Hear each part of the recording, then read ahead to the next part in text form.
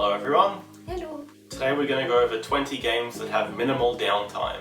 You know that feeling when you're playing a board game and you're just waiting and waiting for your turn to come around? These are 20 games that do a good job of avoiding that feeling. The first game we're going to see today is The Quacks of Quedlinburg, which is a game from 2 to 4 players. In The Quacks of Quedlinburg, you are brewing potions. You add ingredients by drawing chips from your bag. Your bag starts with mostly white chips. The downside to that is that if you draw too many white chips, your potion will explode. So you have to choose, do you want to stop or keep on drawing more ingredients? It's a push-your-luck element to the game, which is very fun. During the game, you'll have opportunities to add different colored tokens to your bag to make your bag stronger and less likely to draw white chips. The reason this game has minimal downtime is everyone's brewing their potions at the same time, simultaneously. Even when you finish brewing your own potion and you're waiting for others, it's exciting to see whether they'll explode or not. After the potions are brewed, there are many resolution phases. These are generally pretty quick and you get back to brewing potions in no time. What I also love about the game is that there's a comeback mechanic. It keeps the game exciting and you never feel like you're out of the game even though you're behind. The second game is Earth, which plays between 1 to 5 players. You're building a 4x4 tableau which represents an island on Earth. You'll plant things like trees, bushes and mushrooms in order to create the perfect ecosystem.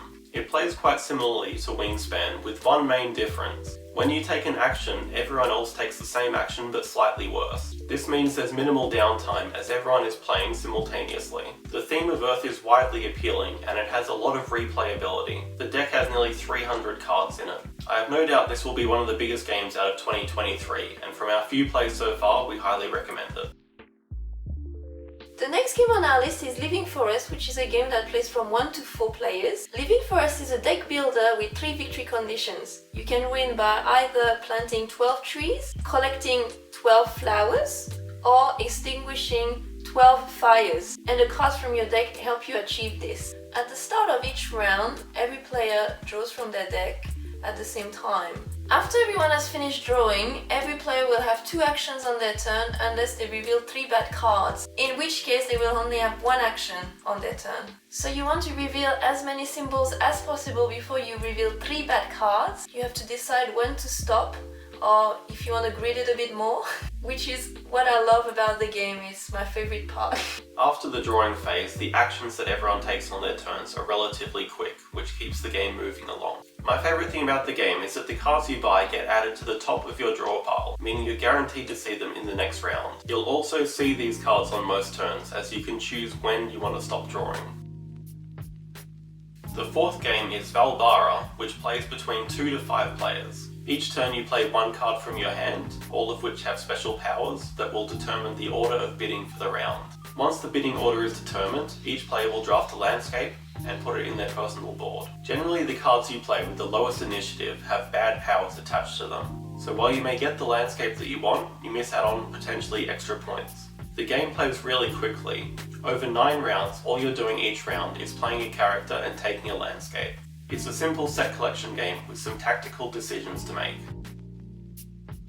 Number 5 is the Unlock series that play from 1 to as many as you want. The Unlock games that give you scenarios that play like escape rooms.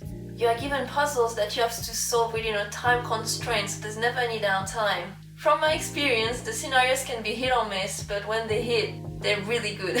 A quick note from the editing room, these are 3 scenarios I highly recommend, and I'll leave a link to these in the description.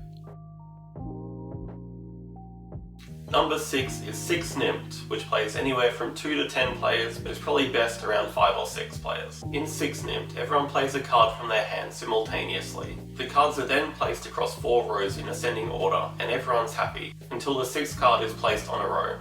The player that placed that 6th card now has to take the whole row and lose that many points. The end of the game is triggered when someone reaches 0 points. The game is a chaotic mess across 2 or 3 or 4 rounds until that time. Gameplay has minimal downtime as everyone is picking their card at the same time. When the cards are revealed, it's really exciting to see who is going to have that unlucky 6th card. And hope it's not you. You have to try to predict what cards your opponents are going to play, but with 104 different numbers in the deck, that's nearly impossible. It's a great casual game for a high player count. Number 7 is Nidavellir, which plays from 2 to 5 players. Nidavellir, just like Valbara, is an auction bidding and set collection game. In this game, you'll try to recruit the best army of dwarves. In each round, each player will bid on the 3 different taverns available to get the best dwarf. You start off with coins from 0 to 5, but you can improve these coins as the game goes on. Whenever you bid your 0 coin, which is the lowest initiative, you get to upgrade another one of your coins. All of the dwarves score differently depending on the colour they have, so while you may want to collect all the green dwarves, you have to balance that out with also making sure you're improving your coins as you go. The bidding is done simultaneously and the resolution phase is very quick. And being able to upgrade your coins as you go is a very unique mechanism that I really enjoy. The next game is Space Base, which plays between 2 to 5 players. In Space Base, each player has a tableau in front of them, numbered between 1 to 12. Each turn you roll 2 dice and get rewards corresponding to the numbers that you rolled. You can then choose to buy a spaceship from the centre of the board in order to improve your tableau. What keeps Space Base interesting is that you get rewards on any player's roll. It gives you something to do on other players' turns and always makes you feel like you're in the game. As each turn will mostly consist of buying 1 card, it shouldn't take too long to get through each player's turn. Space Base is a great introduction to engine builders. You start off the game getting 1 gold for most of your numbers, but as you improve your engine you get better and better rewards, which is just really satisfying. Another unique concept from the game is you can either choose the sum of the dice or each individual dice by itself. For example, if you roll a 3 and a 4, you can either take a 3 and a 4 or you can take a 7. This minimises the chances of you getting bad luck and not having your numbers roll. Our next game is Ink and Gold, which plays from 3 to 8 players. In Ink and Gold, you are archaeologists that are going through crypts, and you are trying to get the best loot. Each turn a card is revealed and every player has the same decision to make, which is, do they want to stop exploring or do they want to keep going? Reveal 2 of the same hazard card and everyone still exploring will die. But maybe, just maybe, if you keep exploring after everyone else has left, you can get a massive reward. Gameplay is really fast. You only have a simple decision to make, which everyone makes at the same time. Even if you've already chosen to leave, you're still engaged in the game, because you want to see how far these greedy players can push their luck. I really like telling the remaining players their odds of dying, only for them to throw it back in my face when they reveal 15 gems and inevitably win the game. There are also artifacts you can collect along the way, the best one being the Pope Sloth.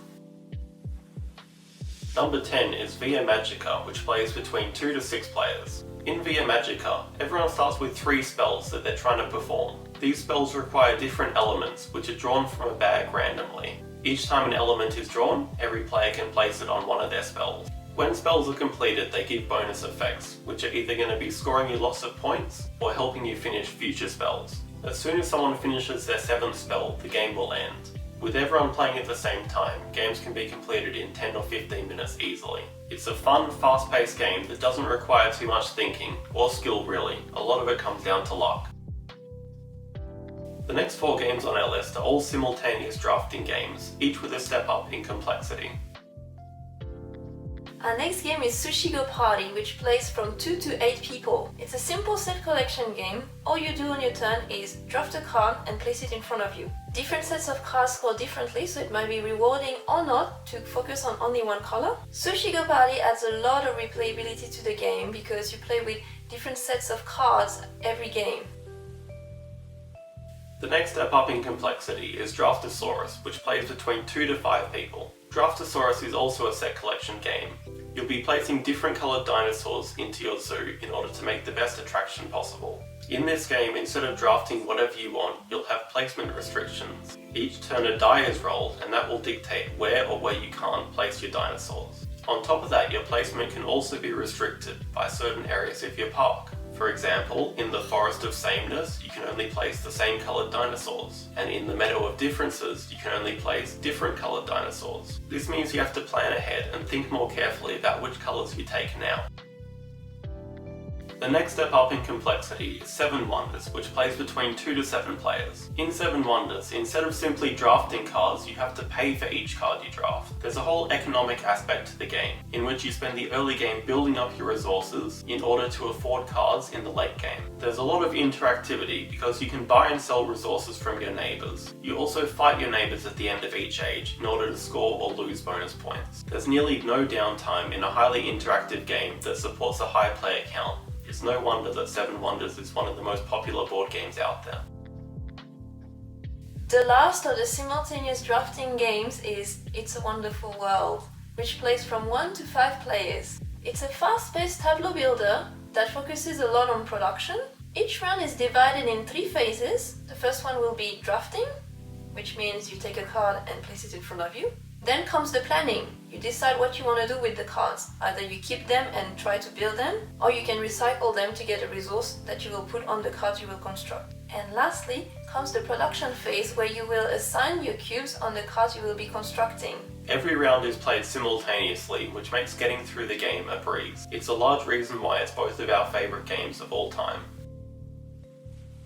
Number 15 is Spot It, or Dobble as some people like to call it, which plays between 2 to 8 people. Spot It is a real-time pattern matching game in which you're trying to match a symbol from the centre of the board with a symbol from a card in your hand. Cards have many different symbols on them, but each 2 cards will only have one symbol in common, which you have to find. It's a racing game, which means you can play as quickly as you want and there's no downtime whatsoever. The only downtime is when you've emptied your hand and won the game, so you can sit there bathing in your well-deserved victory. Number 16 is Modern Art, that plays from 3 to 5 players. Modern Art is a pure auction game. You are gallery owners who are trying to buy and sell paintings for the best value possible. The active player will play a card in front of them, and then all the other players will bid on that card. There are different types of auctions, but most of them will involve every player bidding. What we really enjoy about the game is that the values of the paintings are determined by the players. The most popular artist each round will have the highest value paintings, but it's up to each player to decide which artist's painting they want to put up for auction.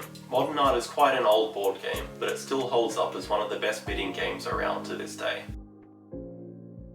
Number 17 is My City, which plays between 2 to 4 players. In this game, every player starts with the same empty board and must place the same tiles each turn.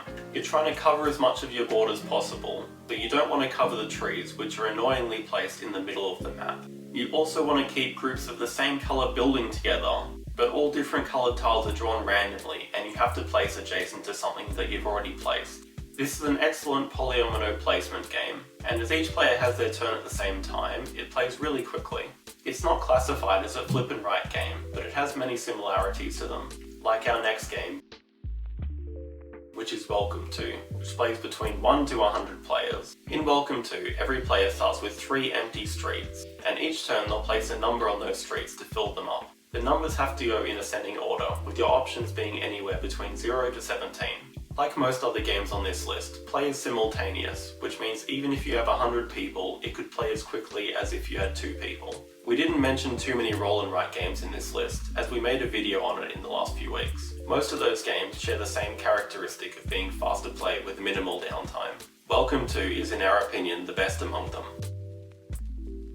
Number 19 is Race for the Galaxy, which plays from 2 to 4 players. Race for the Galaxy is a tableau builder. First of all, you will secretly choose an action that you will want to play this turn, and everyone else will do the same. And then you will resolve all these actions. Whoever picked this action will do a better version of this action, while the others will have something a bit less good. All the actions are done simultaneously, which plays quick. It's one of the more complex games on our list, which sets it apart from the others. And also what I really like about the game, and which I find very unique, is that the cards are also a currency in the game. You don't only play them, you can also pay with cards, which is quite cool.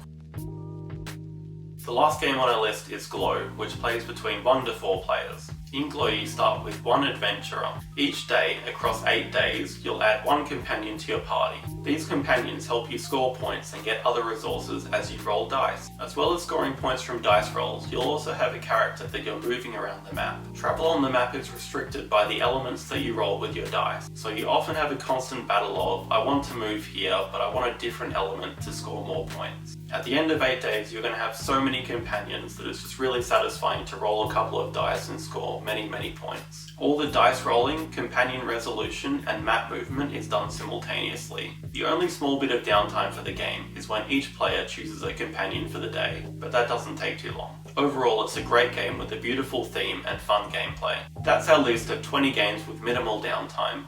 Let us know in the comments which games you enjoy, which feel like you're not waiting forever for your turn. Thank you everyone for watching, hope you enjoyed it, and see you next time, bye! Bye!